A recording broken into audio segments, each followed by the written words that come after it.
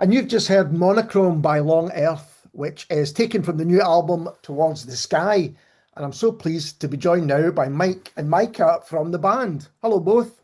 Hello. So, Nice to see you. And before we talk about the album, now I wonder who wants to take this one, but I'd like to know a little bit about Monochrome, the track we've just heard. Definitely Micah. yeah, so the topic of that is biodiversity loss, really, from the perspective of nature. Um, and it started with Ronaldo, the guitarist, coming up with some guitar riffs that are in an unconventional time signature, so that it feels like there's a beat missing, but I think it makes it interesting. And what I love about the song as well is it's quite heavy, like a bit metally. I've been in metal bands before, so when this came up, I was like, yeah. Um, anything you'd like to add, Mike? Yeah, I think it felt a bit retro, which is what I wanted to be. Being a retro person, I've always wanted to play mellotrons, but Okay. they're kind of big and very difficult to use. So there's a new thing came out about 9 months ago, which is a mellotron in a very small box. It's digital rather than analog. So that is the sound you're hearing in the heavy bits, and with flutes and organs and stuff in it as well, which we can do live. So it was just a matter of Ronaldo and I. Everyone in this band works on song. That's the great thing. It's not just one person, it's a whole band. But there's original ideas come up from normally one person. In this case, and we're talking about the music. In this case, it's Ronaldo. But we just seem to have a feel for each other. That if he does something, well, that might work with this, or that might not. So this one I tried to keep, apart from the big choruses in the middle part, the rest of it is very sparse with little bits of strings and synths going on. Just to make it a little bit kind of mysterious, because obviously it's about things disappearing and wildlife. And that was really it's just about feel with us. But just the two of us feed off each other, and the rhythm section, they just pick it up as it goes and do it really well. So in terms of songwriting, it's a real democracy. It is. I mean, there tends to be. Sorry, Mike. Yeah. Yeah, so I do write the melodies and the lyrics for the vocals, but there's already this foundation layer of the instrumentals, and in this case, actually, like Ronaldo, also he wrote the chords underneath the chorus, and it's not the easiest thing to write a hooky melody over, because he gave Mike, where Mike is playing some solos, is actually melodically easier to make something over, but he was just like, no, I like these chords, just come up with something. So as easy as that. Yeah. Next week. Yeah. Yeah. But so this is interesting. The music, are you presented with the music, Micah, to then go away and bring us back some songs, some lyrics? No, well, so Ronaldo and Mike often bring like riffs to the rehearsal room, and then we jam on it and see how long, what would work. I already try some vocal ideas in the rehearsal room, but by that time I don't really know what it's gonna be about yet. So then I have to go and think about it, which is the other way around from how I usually work for my solo stuff. When I think I want to write about this, and that dictates how it will sound, and then I start from the hook. But here it starts with the music. I do some ideas in the rehearsal room, and then I take it home and I try more ideas for the melodies, because I just want them to be as good as they can possibly be. So I'll have a Logic project with an instrumental recording from the rehearsal room, and then try lots of different things on top of it until I like something, and then decide to go with it. And then the lyrics themselves are like putting a puzzle into place. Like, yeah. Yeah, I mean, it's the good thing is we just have a small recorder in the rehearsal room, and then we just share it and jam at home, and then come back in normally the following week. Sometimes depends if we've got gigs. So that's why we're not in this week, but we're in next week, because we've then got another festival the weekend after that. So yeah, that's just how we build it up bit by bit, and we can share it through WeTransfer. Yeah. We should say that you know, the morning that you're speaking to me, you're just back from a weekend festivals. How was it? How does it go? Are these things you enjoy? I've seen you play live. You definitely are a great live band. You know, what's it like to hit the festivals? Great. It's great being there, meeting other people. This is a festival called Prog for Peart, about Neil Peart. It's a charity for, well, basically it's donated to the cancer, about brain cancer in particular. And it's been running for a few years now. And this is the second time we've been. The first time with this lineup, we were there 3 years ago. And it runs over 2 main days and a Thursday evening. So very popular, not a big festival, but just a lovely, lovely festival. Everyone's really good. And it went down brilliantly, like the Glad Cafe you were at, but a bigger audience. Just as hot. But yes, I think it went down. We certainly enjoyed it. And we don't play a lot of them, but they're good when we play them. What I like about it is, as well as there is a real prog community in the UK, and they come to these festivals and they support the bands, and there's music lovers, radio makers. Actually, the editor of a major magazine was there as well, and everyone comes together and we have a great time, and it's just the loveliest bunch of people as well. It's really amazing compared to being a singer-songwriter, trying to make it yourself, which is really hard when there's no real community around your music unless you build it yourself. Here, this just feels like a very warm welcome by everyone. So that's great. Being based in Scotland is a bit trickier than being based in England, I think, because this festival was near Oxford. So for us, it's like a day in the van, a day there, and another day in the van coming back up, with 2 nights staying in hotels. So financially, every appearance at the festival is a consideration. But the guys are really good at that, better than I am. Sometimes I would be like, oh yes, let's just do it, and then the guys are, oh no, let's just think about, is this does it make sense? Yeah, is it cost effective? Well, within reason. I mean, we never make money out of fees or anything very much, or not enough. But basically, we do sell merchandise and we meet people. I mean, there's DJs from Las Vegas and New Jersey and chatting to us, who'd actually played us on the radio stations a couple of weeks before. So it's interesting that these people are there. They're there to see the festival, not just us. But it's very good being actually putting a face to the name. It's interesting, I think. Prog, it seems to me, as one of these musical genres that it's always popular but never really spoken about. It exists almost in its own situation. Would you agree with that? I think so. We were described as a new, I don't know if I'll be forgiven for this, but we were described by one person as cuddly prog. Don't mention that. I think it was great, because what it means, when I spoke to the guy, what he meant it was accessible. Well, he could have said that instead. Well, he didn't. I'm not cuddling anyone. No, well, that's fair enough. But I mean, he meant, it was actually accessible, and it's a crossover. And we don't go out to be a prog band, a rock band, a pop band. We just play what we like, what we write, and if people like it, then that's a great bonus. So, and other people described it as just lovely. So that we're very happy with that. I would agree completely with that. Having heard the album and seen the songs live, it is accessible very much. I mean, we're going to hear another track later on, Wanderlust, which is very different from Monochrome. As you say, Mike, there's a heavier side to things, which is great and really comes across live, I think. But then there's a gentler, kind of more reflective side as well. And the album kind of reflects all of these things. And it's interesting, you saying you didn't set out to be considered prog, because I think that's still got kind of connotations that are unfair to it. Like, I was a Teenage Marillion fan, so, which would probably be my autobiography title if I was ever to have one written about it. Right. But, so I think a very accessible prog band, chart hits and all of those things.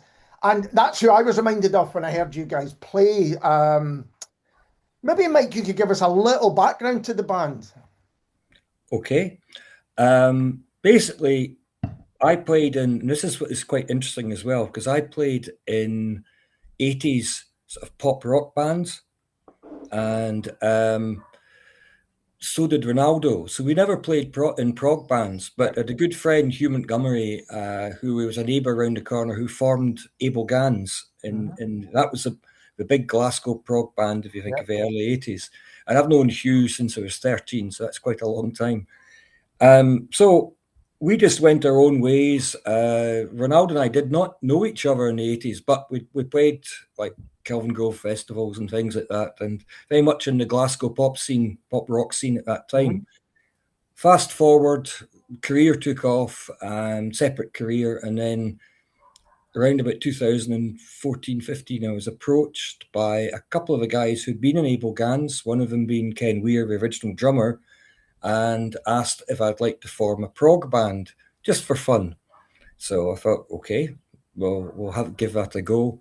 So got back into that with Ken Weir, as I say, who was the original drummer with Abel Gans, and a guy called Gordon Mackey, who was in my class at school, and Gordon was like the second bass player in Abel Gans, and he had a much younger brother, stepbrother, who was keen to get involved. So we formed a band, just jammed for fun. Soon became quite clear that we needed an additional a lead guitarist. So that's where Ronaldo came in, quite about a year into it, because we had been writing away, and Hugh Montgomery had his own sort of small studio and wanted to just record songs. So all of a sudden we had all these songs that we could put out an album just for fun.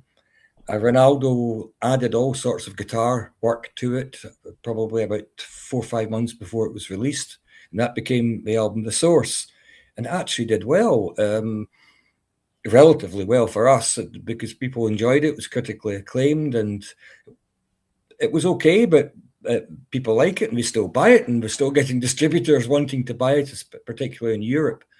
So we did that, and then that came out in 2017, and then we started to become a bit more serious in what we were writing. And we produced an album called Once Around the Sun, and that came out. By that point, Neil, the first singer, had left, and we had Martin Haggerty, another ex-Abel Gans singer. He'd only been in it for a few months, but he had been there, and Gordon knew him. So it's all this quite interlinked situation. So you've now got the bass and drums from Abel Gans and a singer who had briefly been in them as well, plus Ronaldo and I, who are just pop rock. So we do this album, mainly, most of it was written by Ronaldo, some by myself, and the lyrics were all by Martin. That came out and was really critically acclaimed, but there was one slight small snag. It was released on the 23rd of March 2020, lockdown day. So it meant we could not send it out. We couldn't do it. There was no postage, nothing like that. We couldn't play it live. Of course, in Scotland, it was more strict, so we couldn't play indoor rehearsals. So basically, we shut down for almost 2 years. Right. So it's still selling, and it's doing quite well now, but that came out. So on the back of that, after lockdown, and after that, we basically changed a bit. Some people were happy to play, some weren't so happy. So we changed, and eventually the lineup went to David on bass, and a guy called Alex Smith, his friend on drums, who's a friend of Peter May, because this is the link with Peter May. So they came together, and with Martin and myself, and we formed An Ordinary Life, which was released in 2024. Shortly after that, we had, because of these gigs, these festivals were going well, we were asked to do more festivals. So we were supposed to play one called the Sundal in June of 2024, but had to Martin wished to pull out, and then announced that he was unable to play gigs for personal reasons, for several months.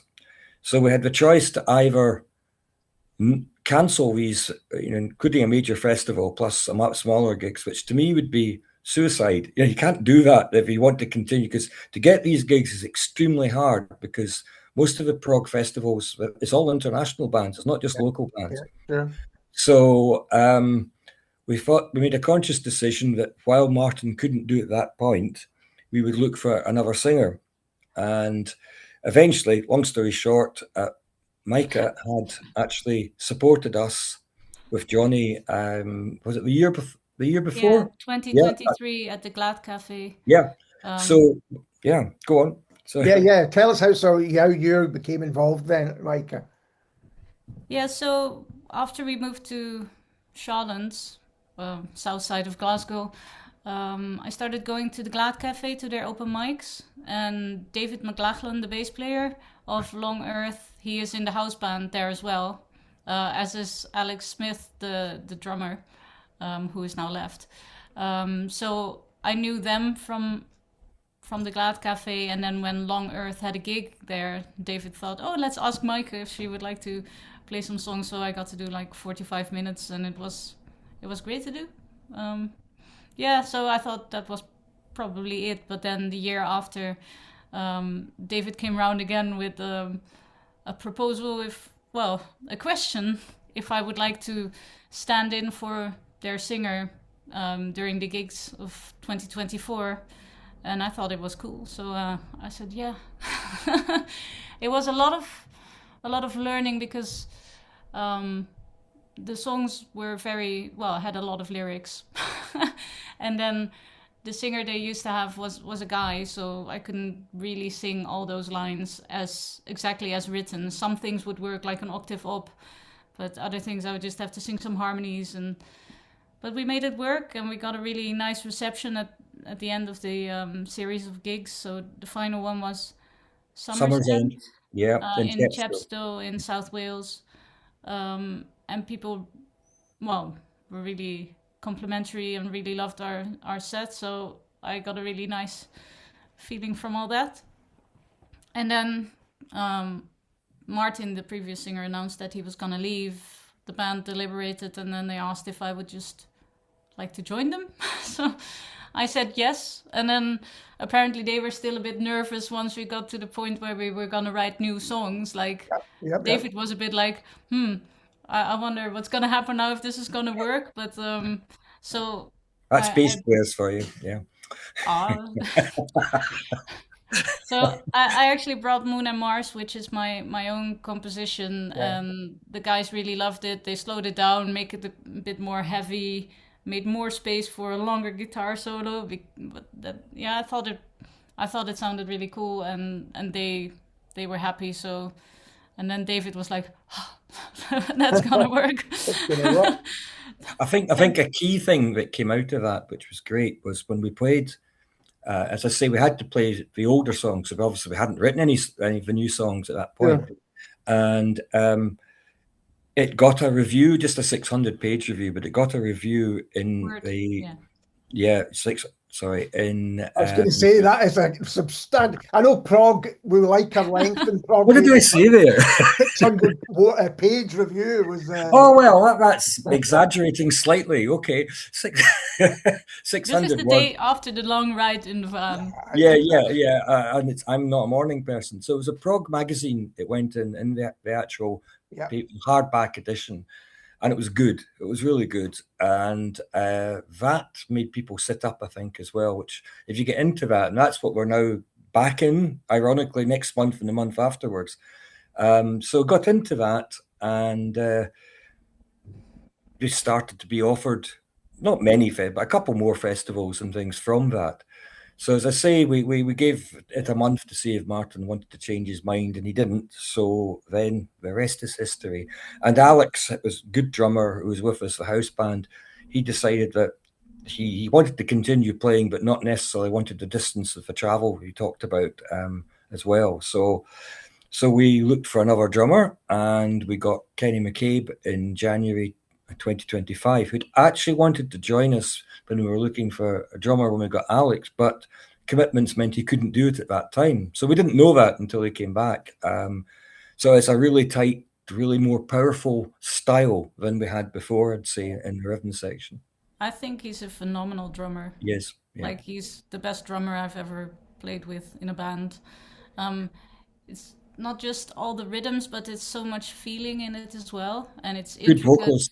Yeah, and he's very musical himself as well. He actually plays guitar and piano. He has a solo record out that I'm trying to encourage him to share with the world, because it's been on Bandcamp and now it's gone. But I'm like, well, just share it.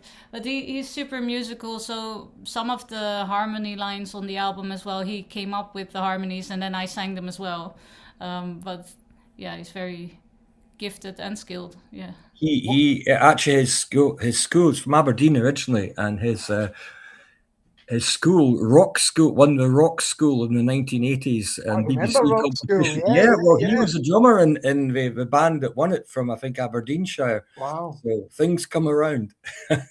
What I would say, having seen you live, is what really jumps out is the musicianship right across the board. And I also mean in your singing, Maaike, that, you know, it's extraordinary to witness, you know, and to see it in a small space like that. I have to admit, when I saw the drum set up in the size of the Glad Cafe, I thought, I'm going to take a step back here because I could be blown away by it. But, you know, everyone is just, I would really say to anyone listening, you know, who might not be familiar with Long Earth, if you get the chance to see you live, jump at it, because it's really quite special.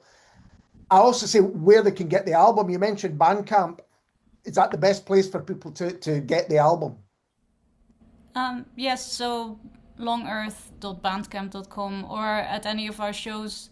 Those are the most beneficial to us. But there are distributors who've also ordered our album in bulk.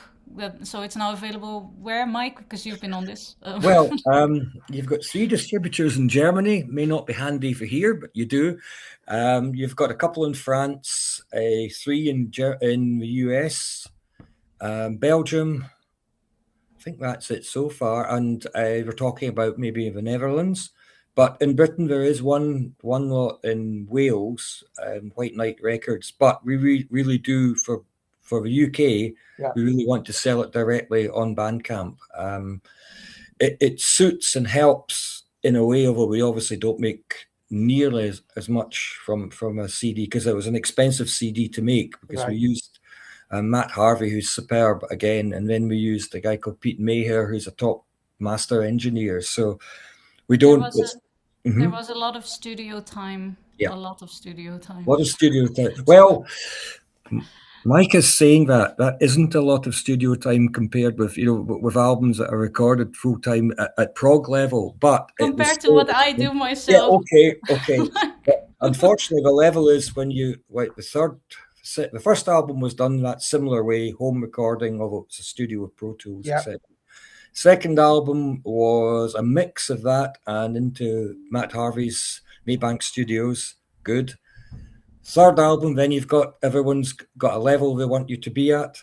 So the entire album, helped with Peter May, by the way, which is on the album as well, assisted. So that one was recorded entirely at Maybank and mixed there, but mastered at Fluid Studios, as was the last one, which was recommended by Anthony Phillips of Ex Genesis. So that was great, but that costs money. Yeah. So then, of course, the standard is you've got another one to do. Where are you going to do it? So we were trying to cut back on the costs, but we failed epically, because we still had to do, although all my keyboards were done sort of in my own studio, just on Cubase, but they're mainly analog keyboards, so we're going, and some digital, so we're going straight into the mix. That's fine. Ronaldo had to do a bit of more, but that meant when you're doing, and Kenny's were done professionally in Owlshed Studios, his drums, but it then meant it all had to be mixed together and edited. So we knew the editing time would take as long as the mixing, which it did. Well, I say we knew, Ronaldo and I kind of had seen that happen before. It just takes time, because if you're working with a really good mixing producer, they want to get it right. So that helped. He did get all the details. He had so much attention for detail, so it is a great result. Yeah. And I think he did a great job mixing all your keyboards. Like, I wouldn't know where to start if you got like 4 keyboards layered on top of each other. How can you Try 12. What? Try 12. Yeah, how can you make all of those still audible, because they all sit a little bit in each other's frequency space as well. So yeah. Well, the key actually is to try and make sure there's minimal overlap in the frequencies, because there's quite a lot of bass stuff going on there. For instance, in First Casualty, and there's noises and things. And yes, they chucked out the helicopters and got in real samples of helicopters. So, but that's the sort of thing, you know, it's just attention to detail and building it up bit by bit.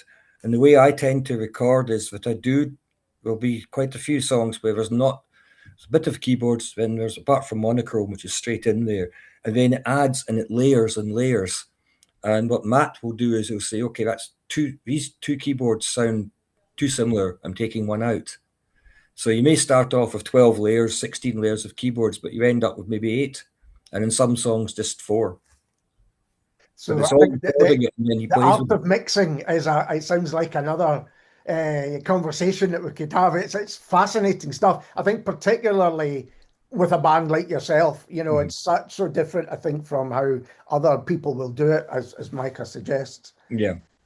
We're going to hear another track in a moment, Wanderlust, but I was going to wonder what's next for you guys. I know by the time this goes out, there will be another single out. Yes, so the next single will be Seahorses, which is the opening track from our album Towards the Sky. And it's basically an LGBTQ plus support anthem. So the seahorses are a symbol for that because, they have different gender roles than humans have. Yeah, so, absolutely. Yeah. And Wanderlust, what about that? The lyrics for that in particular are interesting. What's it about? Yeah, that's quite autobiographical from myself. So it starts in Schiedam, where I'm from, which is next to Rotterdam. So lots of big ships going out to the sea. We've got the Nieuwe Maas, the river. So it starts around there. And then the second verse is about me going to China. So for a year I went east as the giant woke. Yeah. Because by now that's also 20 years ago. Then there's a bridge bit about London. And then we end up in a dear green place. Yes. And maybe I will stay. Well, that's interesting. We'd like her to, really, you know. Yeah, I'll bet. We may be a bit selfish, but we do want her to stay. Yeah. Mike and Maaike, thank you so much for taking the time to talk to me. I think the album's really special, and I've said a number of times, if people get the chance to see you live, they should really jump at it. Thank you. Thanks. Thank you very much. And this is Long Earth and Wanderlust.